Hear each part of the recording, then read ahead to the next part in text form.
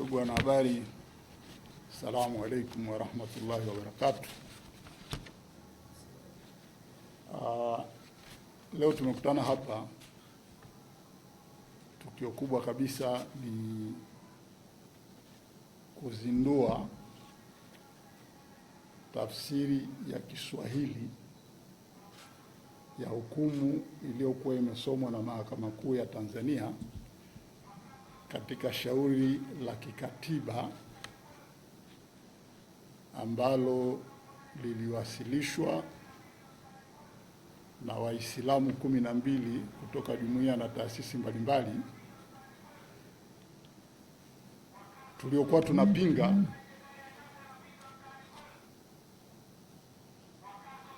serikali kumilikisha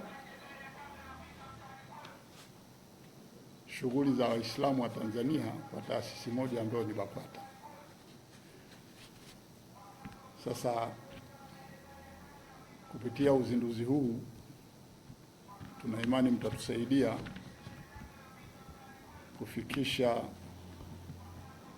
kile kinachoendelea hapa kwa umma wa Kitanzania. Kama nilivyotangulia kusema, tulifungua shauri Mahakama Kuu ya Tanzania la uvunjwaji wa katiba ya Jamhuri ya Muungano wa Tanzania uliofanywa na mamlaka tatu za serikali dhidi ya Waislamu. Mamlaka hizo zikiwa ni msajili wa vyama, Wizara ya Mambo ya Ndani;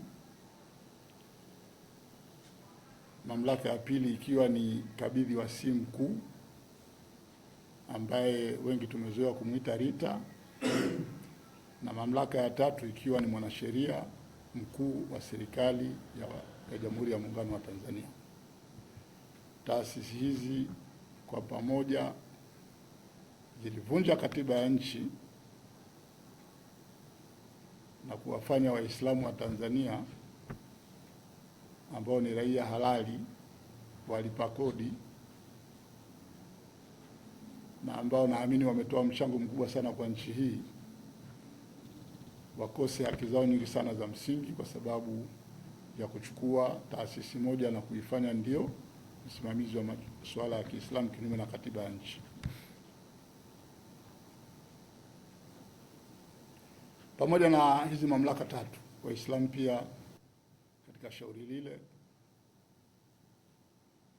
walishirikishwa kwenye upande wa mashtaka BAKWATA na Baraza Kuu la Jumuiya na Taasisi za Kiislamu Tanzania ambalo almaarufu linajulikana kama Baraza Kuu. Sasa hao kwa pamoja walikuwa ni wajibu maombi. Katika mashtaka hayo kulikuwa na mambo matatu ambayo sisi tunayalalamikia.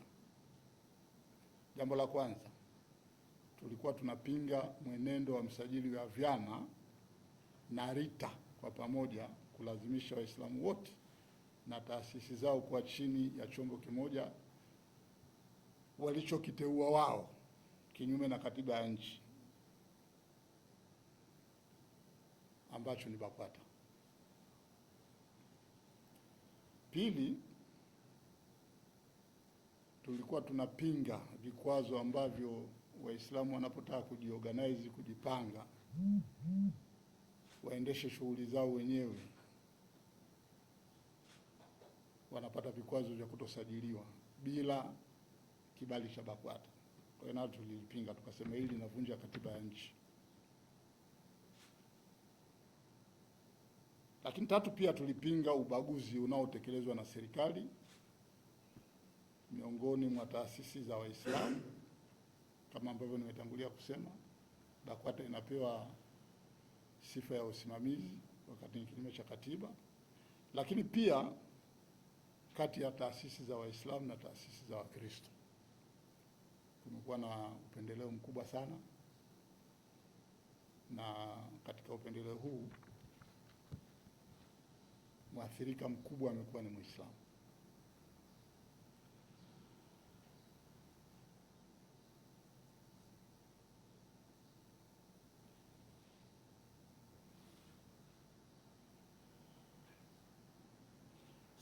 Sambamba na mambo hayo, tuliwasilisha vifungu kadhaa vya Katiba ya Jamhuri ya Muungano wa Tanzania kama ushahidi wa kuonyesha jinsi gani serikali ilikuwa inavunja katiba ya nchi. Na jambo la mwisho, tuliomba mahakama itoe uamuzi katika malalamiko hayo.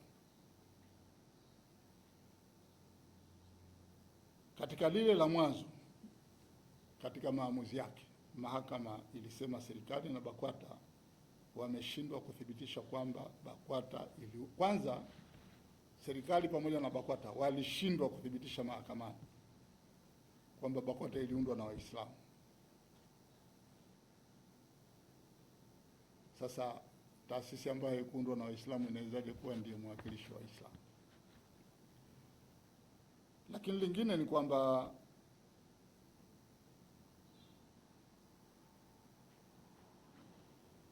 BAKWATA kupitia katiba yake yenyewe imejivua jukumu la kuwa msimamizi wa Waislamu wote wa Tanzania, kwa sababu katiba yao inatamka kwamba yenyewe inawajumuisha Waislamu wa madhehebu ya Shafii waliomo ndani ya Ahlusunna wal Jamaa, yaani Waislamu wako wengi Tanzania na madhehebu tofauti. Sasa katiba yao inatamka kwamba wao ni wa madhehebu ya Shafi ambayo ni sehemu ya Ahlusunna wal Jamaa. Kwa Waislamu wengine wote ambao ni nje ya hapo, kwa mujibu wa hii katiba, hawezi kuwakilishwa na BAKWATA. Sasa kupitia maamuzi ya serikali kwamba BAKWATA awe mwakilishi pekee, sasa kuwalazimisha watu wote wahame madhehebu yao, uhamia yale ambayo BAKWATA inasema ndio members wake wako. Mahakama ikaona hili sio sawa na ikatamka wazi katika ile hukumu yake.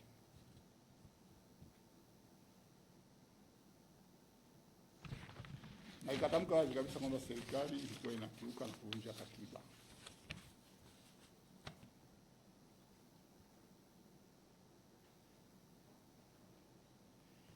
Swala la pili ambalo mahakama ilitamka wazi kwamba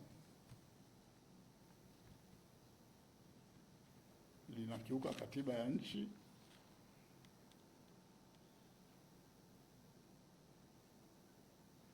ni kulazimisha taasisi zote zinazotaka kujisajili zipate ithibati ya BAKWATA ndio ziweze kusajiliwa. Hii kanuni haipo kwenye katiba ya nchi wala haiko kwenye sheria za nchi. Ni kanuni wamejitungia, na ni kanuni ambayo kwa mujibu wa mahakama inakiuka katiba za nchi, kwa sababu inawalazimisha sasa watu wote wenye nia ya kusajili taasisi na jumuiya zao kwa ajili ya maendeleo yao wawe chini ya taasisi ambayo to begin with wala haijulikani ilianzishwa na nani kwa mujibu wa hukumu ya mahakama. Kwa hiyo mahakama ikatamka kwamba hili nalo lilikuwa ni tatizo na serikali inapaswa kuchukua hatua za kurekebisha hiyo hali, kwa sababu sofa ilikuwa inakiuka katiba ya nchi. Ama lile shauri la tatu ambalo tulienda nalo mahakamani, mahakama ilitamka ikasema, sisi waleta maombi tumeshindwa kuleta ushahidi wa kutosha mahakamani wa kuthibitisha huo upendeleo ambao tuliutamka, na kwa maana hiyo mahakama ilikuwa imekubaliana na hoja za upande wa utetezi. Sasa kwa kifupi, yale mambo mawili makubwa ya mwanzo ambayo hasa ndio chimbuko la malalamiko ya Waislamu dhidi ya BAKWATA, mahakama ilikuwa imetoa hukumu yake ikiunga mkono hoja zetu, na kupitia hukumu ile ikitaka marekebisho yafanyike ili Waislamu wawe huru kujiendesha mambo yao na kujisajili.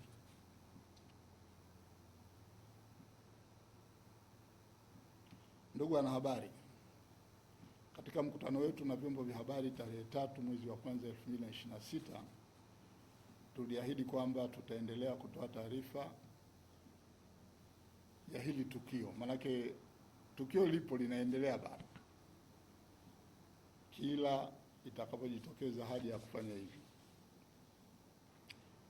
Baada ya mkutano ule kumekuwa na mjadala mkubwa katika jamii kuhusu hukumu iliyotolewa na Mahakama Kuu, na kumekuwa na upotoshaji mkubwa kabisa juu ya hii hukumu. Kuna watu wengi wamejitokeza kupotosha, na upotoshaji mkubwa kabisa ambao unakuwa umefanyika ni kujenga taswira kwa jamii kwamba hili swala ni swala la Sheponda, kitu ambacho ni uzushi mkubwa, kuzingatia kwamba kulikuwa na Waislamu wengi ambao tumeshiriki kulipeleka hili swala mahakamani kwa pamoja. Sasa sijui wanatumia incentive gani watu wa BAKWATA kuwashawishi baadhi ya mashehe na viongozi wa dini maarufu kuchukua initiative ya kuitisha mikutano ya waandishi wa habari kama hivi na kuanza kuongea mambo mengi ya ajabu, lakini wote ukiangalia wanamfocus mtu mmoja ambaye ni Ponda. Hataki kusema ule ukweli kwamba ni Waislamu walioenda mahakamani. Kwa hiyo ni upotoshaji wa kwanza. Lakini upotoshaji wa pili ni kudai kwamba BAKWATA haina kosa lolote, imekuwa mwakilishi mzuri, inajenga umoja na mshikamano na katiba yao haijengi umoja. Sasa umoja wanaujenga vipi? Na the moment unasema sisi tunawakilisha dhehebu fulani, au umoja unaojenga vipi? Lakini leo watu wanasimama kwenye media wanadai kwamba BAKWATA inajenga umoja. Sawa, hata katiba yenu inavyosema basi. Sawa, ni upotoshaji wa pili. Kwa hiyo kwa sababu hiyo tukaona kwamba ni vizuri hii hukumu jamii waipate, isiwe sasa ni hukumu imetolewa na Mahakama Kuu ndio wanayo, na sisi tuliopeleka shauri mahakamani ndio tunayo, na labda wale tuliowapeleka mahakamani ndio wanayo, basi biashara isha. Sasa jamii hii hukumu haipate na waweze kujua ukweli kupitia hukumu ile ulikuwaje. Lakini hukumu ilisomwa kwa Kiingereza na Mahakama Kuu. Ni wazi kabisa kwamba jamii yetu sehemu kubwa hawajui Kiingereza. Kwa hiyo tukakubaliana kwamba ni muhimu hii hukumu itafsiriwe kwa Kiswahili, ili hata tutakapoipeleka kwenye jamii yetu ile pana iweze kuelewa hukumu inasema nini. Sasa swala tafsiri ni swala la kitaalamu, yaani uwezi tu ukalala huko ukaamua kesho umetafsiri. Ilibidi tuwapate wataalamu wa lugha wenye ujuzi waweze kuitafsiri hukumu, tupate nakala ya Kiswahili ya hukumu husika ikiwa inawakilisha vizuri ile hukumu ya Kiingereza ambayo ilikuwa imetolewa na Mahakama Kuu. Na tukaona kwamba ili kusije kukawa na mtu anaibuka anasema mmepotosha katika hiyo tafsiri, bora hukumu zote mbili ziwepo katika muundo wa kijitabu kama hiki. Kwa hiyo hapa kwenye hiki kitabu hiki kifungua utakuta hii tafsiri yetu ya Kiswahili, na kama una jambo lolote ambalo labda unalikwere utakuta na hukumu ya Kiingereza ile iliyotolewa na Mahakama pia iko humo ndani. Kwa hiyo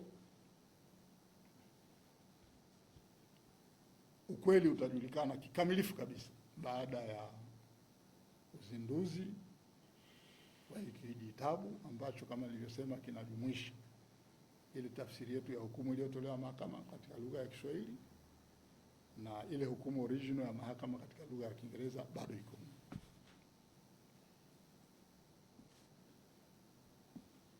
Hiyo baada ya kukamilisha kazi hiyo ya kutafsiri, leo tumekuiteni kwa lengo la kuzindua rasmi na kuisambaza hiyo hukumu nchi nzima na nje ya nchi. Ndugu zangu, hukumu yenyewe ndio hii, iko katika lugha zote mbili, Kiingereza na Kiswahili. Na katika lugha ya Kiingereza ni ile original hukumu kama ilivyosemwa na Mahakama Kuu. Hatujaongeza neno wala nukta wala koma wala chochote.